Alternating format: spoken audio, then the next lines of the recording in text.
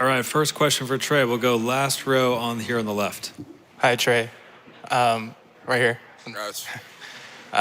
Based on what you know about the Wizards roster so far, how do you feel like you could fit into their puzzle? Be a guy that can also help space the floor for guys that love to create, and also so guys can't help that much. And also, if you do, that's an easy assist, and also be a guy that can help get others going with my playmaking. First row here. Thank you, Reagan Leiden from Enscape. So Tre, earlier we spoke and you said that you had to make certain sacrifices in order to get here. What is the sacrifice that you had to make that many might not know about that really depicts your journey? It really wasn't as much it wasn't a sacrifice as much as a decision. I really don't have too much of a life outside of basketball, and that was really a choice up to me because how good I wanted to be with the game of basketball. So I really kind of channeled all my energy and really put all my eggs into one basket with the basketball. So I feel like that was kind of a sacrifice that people don't know about. First row here on the right. Tre, Newey Scruggs, NBC5 Dallas. We spoke a little bit yesterday about the hometown. What do you want the younger kids to know about the journey you made, and what impression do you want to have as you start this NBA career that they can look to you? Shoot, all your dreams is in the gym. They ain't nowhere else. All your dreams is in the gym. Can't nobody tell you what your future is, I would say. So if you just staying consistent and staying in the gym, great things can happen. And if you don't make it to this level and you keep knocking away at it, you eventually will get here, most definitely. Second row here on the left. Adesina Koike, a lot of sports talk. You have your relationship with Kevin Durant, and now you're playing for a team in the neighborhood that Kevin Durant grew up. D.C., Prince George County. Any thoughts about that synergy between going to Texas and having a relationship with Kevin Durant, now going on the team where in the area that Kevin Durant grew up?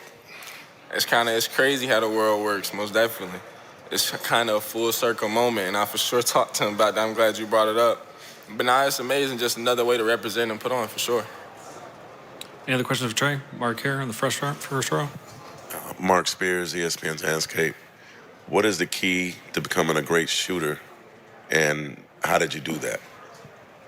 It's a lot. I feel like it's more mental, and with reps also, but I feel like it's more mental, being able to do the same thing over and over, just knowing what your shot is, sharpening up your little mechanics here.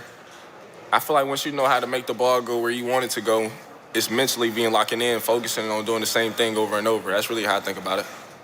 First row on the right.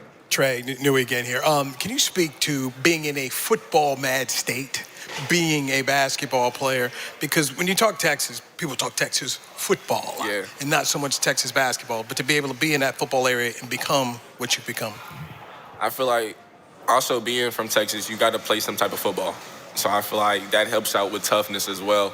And I kind of bring somewhat of a football mentality to basketball because it's a physical sport, not probably as physical as football, but also in the same mindset you say in football. Whoever hit first win. It's kind of the same in basketball, especially on offense. If you hitting first and you making it more physical, you have a higher chance.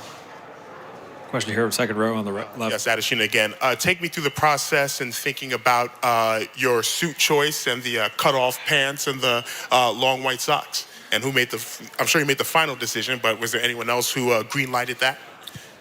My client and manager, Elise, helped me out a lot with the outfit going forward. She actually picked out the color. I agreed with it. But I knew probably like 2 months before the draft that I knew I wanted to do shorts. That was the only thing I knew, and I knew that I wanted it to be a little longer shorts.